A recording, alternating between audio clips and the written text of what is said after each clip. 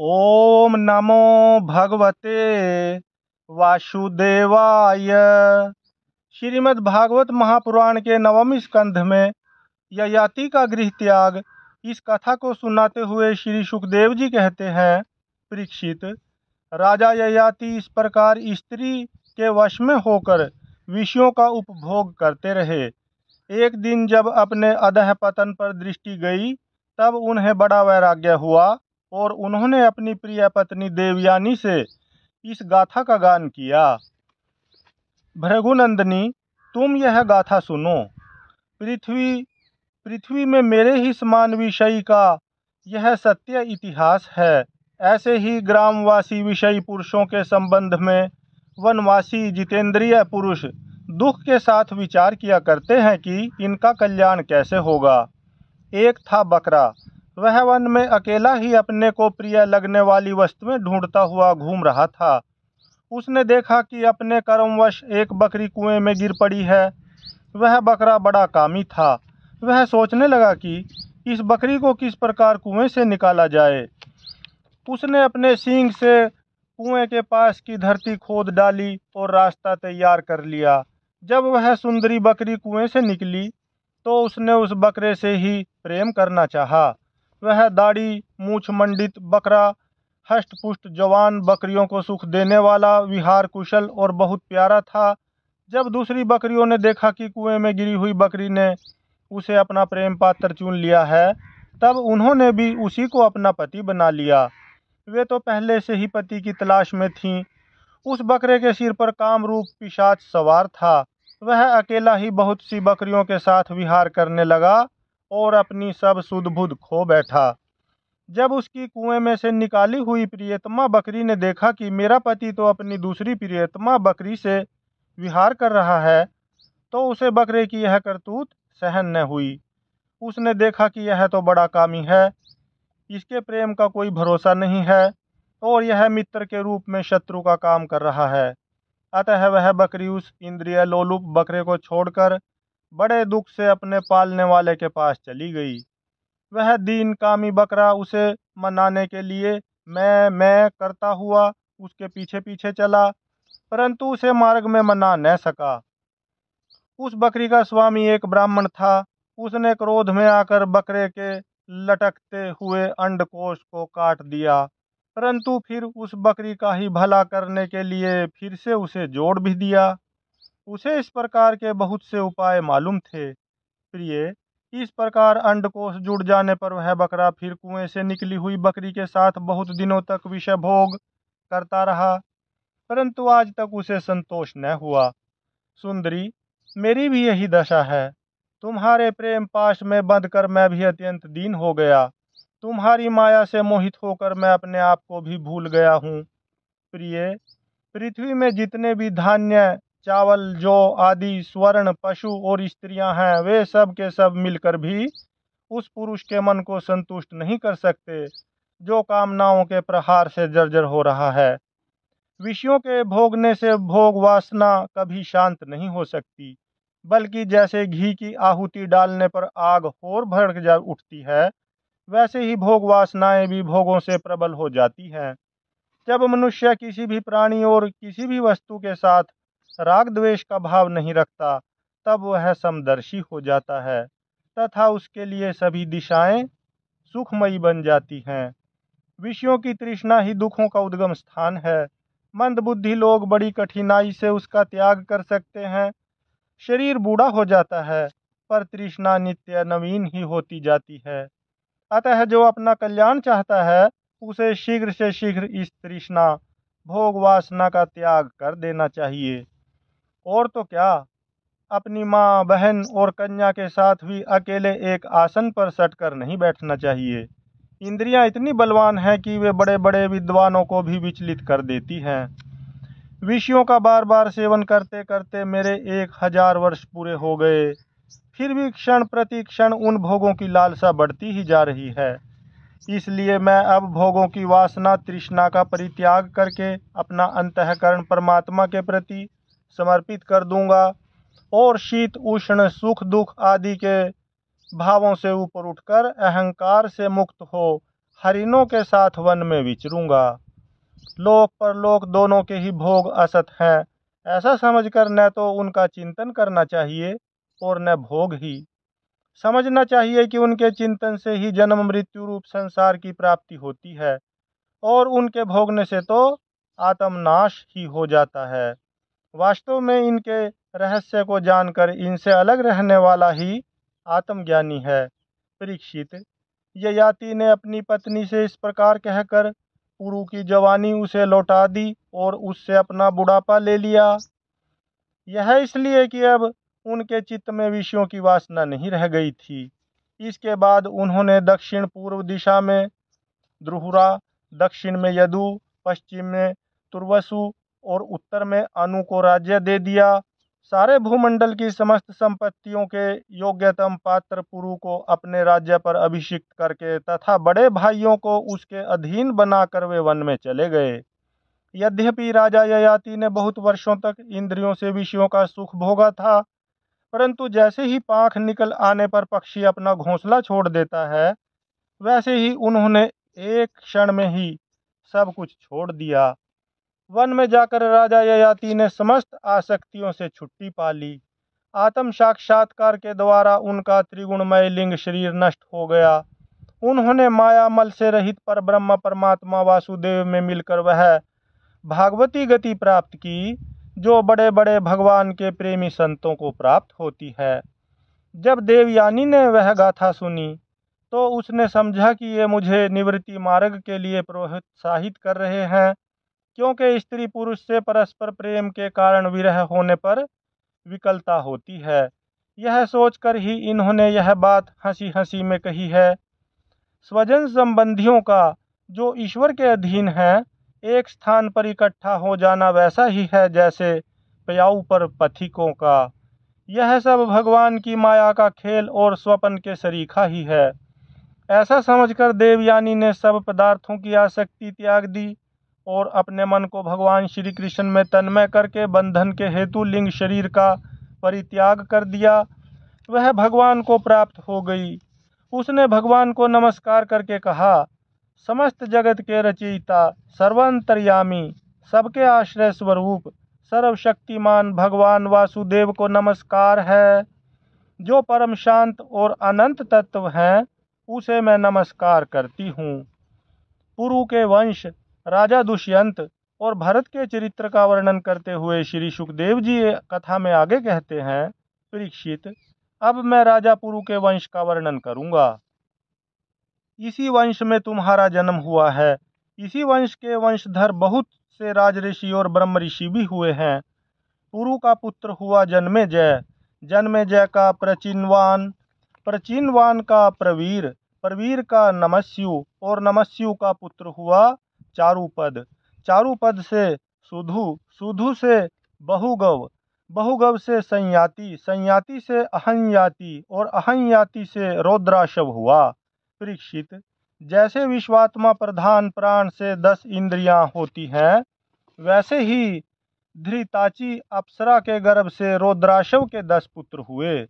ऋतेयु, कुशेयु, कुक्षेयु, स्थंडिलेयु, कृतेयु, जलेयु, संततेयु, धर्मेयु, सत्येयु, व्रतेयु और सबसे छोटा वनेयु। परीक्षित, उनमें से ऋतेयु का पुत्र रंतिभार हुआ और रंतिभार के 3 पुत्र हुए, सुमति, ध्रुव और अप्रतिरथ। अप्रतिरथ के पुत्र का नाम था कणव। कणव का पुत्र मेघातिथि हुआ। इसी मेघातिथि से परस्कणव आदि ब्राह्मण उत्पन्न हुए। सुमति का पुत्र रैभ्य हुआ। इसी रैभ्य का पुत्र दुष्यंत था। एक बार दुष्यंत वन में अपने कुछ सैनिकों के साथ शिकार खेलने के लिए गए हुए थे। उधर ही वे कणव मुनि के आश्रम पर जा पहुँचे। उस आश्रम पर देव माया के समान मनोहर एक स्त्री बैठी हुई थी। उसकी लक्ष्मी के समान अंग कांति से वह आश्रम जगमगा रहा था। उस सुंदरी को देखते ही दुष्यंत मोहित हो गए और उससे बातचीत करने लगे। उसको देखने से उनको बड़ा आनंद मिला। उनके मन में काम वासना जागृत हो गई। थकावट दूर करने के बाद उन्होंने बड़ी मधुर वाणी से मुस्कुराते हुए उससे पूछा, कमल दल के समान सुंदर नेत्रों वाली देवी, तुम कौन हो और किसकी पुत्री हो? मेरे हृदय को अपनी ओर आकर्षित करने वाली सुंदरी, तुम इस निर्जन वन में रहकर क्या करना चाहती हो?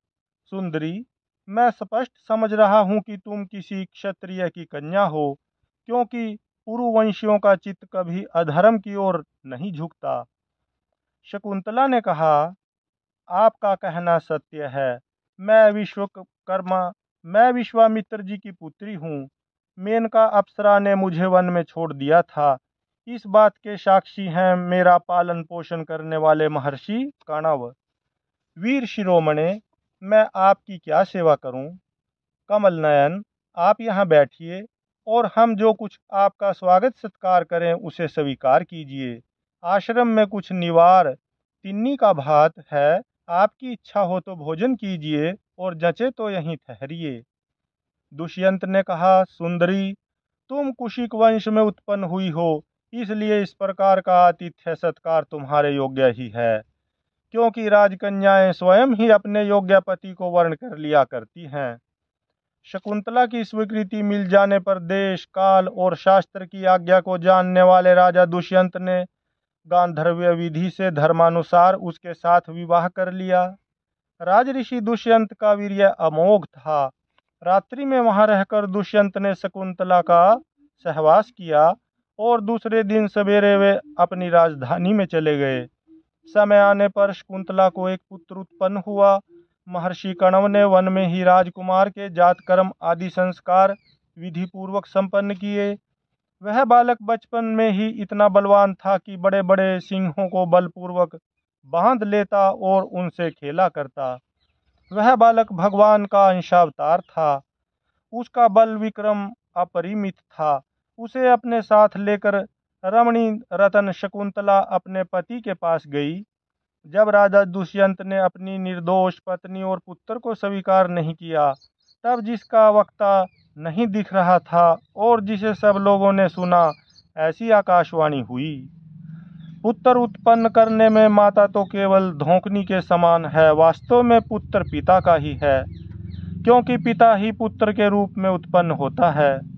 इसलिए दुष्यंत, तुम शकुंतला का तिरस्कार न करो, अपने पुत्र का भरण पोषण करो। राजन, वंश की वृद्धि करने वाला पुत्र अपने पिता को नरक से उबार लेता है। शकुंतला का कहना बिल्कुल ठीक है। इस गर्भ को धारण करने वाले तुम ही हो। इस गर्भ को धारण कराने वाले तुम ही हो। परीक्षित, पिता दुष्यंत की मृत्यु हो जाने के बाद वह परम यशस्वी बालक चक्रवर्ती सम्राट हुआ। उसका जन्म भगवान के अंश से हुआ था। आज भी पृथ्वी पर उसकी महिमा का गान किया जाता है। उसके दाहिने हाथ में चक्र का चिन्ह था और पैरों में कमल कोश का। महाभिषेक की विधि से राजाधिराज के पद पर उसका अभिषेक हुआ। भरत बड़ा शक्तिशाली राजा था। भरत ने ममता के पुत्र दीर्घतमा मुनि को पुरोहित बनाकर गंगा तट पर गंगा सागर से लेकर गंगोत्री पर्यंत 55 पवित्र अश्वमेध यज्ञ किए और इसी प्रकार यमुना तट पर भी प्रयाग से लेकर यमुनोत्री तक उन्होंने 78 अश्वमेध यज्ञ किए। इन सभी यज्ञों में उन्होंने अपार धनराशि का दान किया था। दुष्यंत कुमार भरत का यक्षीय अग्निस्थापन बड़े ही उत्तम गुण वाले स्थान में किया गया था। उस स्थान में भरत ने इतनी गौएं दान दी थीं कि 1000 ब्राह्मणों में प्रत्येक ब्राह्मण को एक एक बद्ध 13,084 गौएं मिली थीं। इस प्रकार राजा भरत ने उन यज्ञों में 133 घोड़े बांधकर 133 यज्ञ करके समस्त नरपतियों को असीम आश्चर्य में डाल दिया। इन यज्ञों के द्वारा इस लोक में तो राजा भरत को परम यश मिला ही, अंत में उन्होंने माया पर भी विजय प्राप्त की और देवताओं के परम गुरु भगवान श्री हरि को प्राप्त कर लिया। यज्ञ में एक कर्म होता है मशनार। उसमें भरत ने स्वर्ण से विभूषित श्वेत दांतों वाले तथा काले रंग के 14 लाख हाथी दान किए। भरत ने जो महान कर्म किया वह न तो पहले कोई राजा कर सका था और न तो आगे ही कोई कर सकेगा। क्या कभी कोई हाथ से स्वर्ग को छू सकता है? भरत ने दिग्विजय के समय किरात, हूण, यवन, अंध्र, कंक, खश, शक और मल्लेच्छ आदि समस्त ब्राह्मण द्रोही राजाओं को मार डाला। पहले युग में बलवान असुरों ने देवताओं पर विजय प्राप्त कर ली थी और वे रसातल में रहने लगे थे। उस समय वे बहुत सी देवांगनाओं को रसातल में ले गए थे। राजा भरत ने फिर से उन्हें छुड़ा दिया। उनके राज्य में पृथ्वी और आकाश प्रजा की सारी आवश्यकताएं पूर्ण कर देते थे। भरत ने 27,000 वर्ष तक समस्त दिशाओं का एक छत्र शासन किया। अंत में सार्वभौम सम्राट भरत ने यही निश्चय किया कि लोकपालों को भी चकित कर देने वाला ऐश्वर्य, सार्वभौम संपत्ति, अखंड शासन और यह जीवन भी मिथ्या ही है। यह निश्चय करके वे संसार से उदासीन हो गए। परीक्षित, विदर्भराज की 3 कन्याएं सम्राट भरत की पत्नियां थीं। वे उनका बड़ा आदर भी करते थे, परंतु जब भरत ने उनसे कह दिया कि तुम्हारे पुत्र मेरे अनुरूप नहीं हैं, तब वे डर गईं कि कहीं सम्राट हमें त्याग न दें, इसलिए उन्होंने अपने बच्चों को मार डाला। इस प्रकार सम्राट भरत का वंश वितथ अर्थात विच्छिन्न होने लगा। तब उन्होंने संतान के लिए मरुत्स्तोम नाम का यज्ञ किया। इससे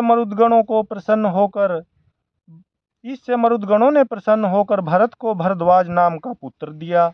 भरद्वाज की उत्पत्ति का प्रसंग यह है कि एक बार बृहस्पति जी ने अपने भाई उतथ्य की गर्भवती पत्नी से मैथुन करना चाहा। उस समय गर्भ में जो बालक दीर्घतमा था, उसने मना किया, किंतु बृहस्पति जी ने उसकी बात पर ध्यान न दिया और उसे तू अंधा हो जा यह शाप देकर बलपूर्वक गर्भाधान कर दिया। उतथ्य की पत्नी ममता इस बात से डर गई कि कहीं मेरे पति मेरा त्याग न कर दें, इसलिए उसने बृहस्पति जी के द्वारा होने वाले लड़के को त्याग देना चाहा। उस समय देवताओं ने गर्भस्थ शिशु के नाम का निर्वचन करते हुए यह कहा, बृहस्पति जी कहते हैं कि अरे मूढ़े, यह मेरा औरस और मेरे भाई का क्षेत्रज इस प्रकार दोनों का पुत्र द्वाज है, इसलिए तू डर मत, इसका भरण पोषण कर भर। इस पर ममता ने कहा, बृहस्पते, यह मेरे पति का नहीं, हम दोनों का ही पुत्र है, इसलिए तुम ही इसका भरण पोषण करो। इस प्रकार आपस में विवाद करते हुए माता पिता दोनों ही इसको छोड़कर चले गए। इसलिए इस लड़के का नाम भरद्वाज हुआ। देवताओं के द्वारा नाम का ऐसा निर्वचन होने पर भी ममता ने यही समझा कि मेरा यह पुत्र वितथ अर्थात अन्याय से पैदा हुआ है, अतः उसने उस बच्चे को छोड़ दिया। अब मरुदगणों ने उसका पालन किया और जब राजा भरत का वंश नष्ट होने लगा, तब उसे लाकर उनको दे दिया। यही वितथ भरद्वाज भरत का दत्तक पुत्र हुआ। हरि ओम तत्सत, हरि ओम तत्सत, हरि ओम तत्सत, हरि ओम तत्सत।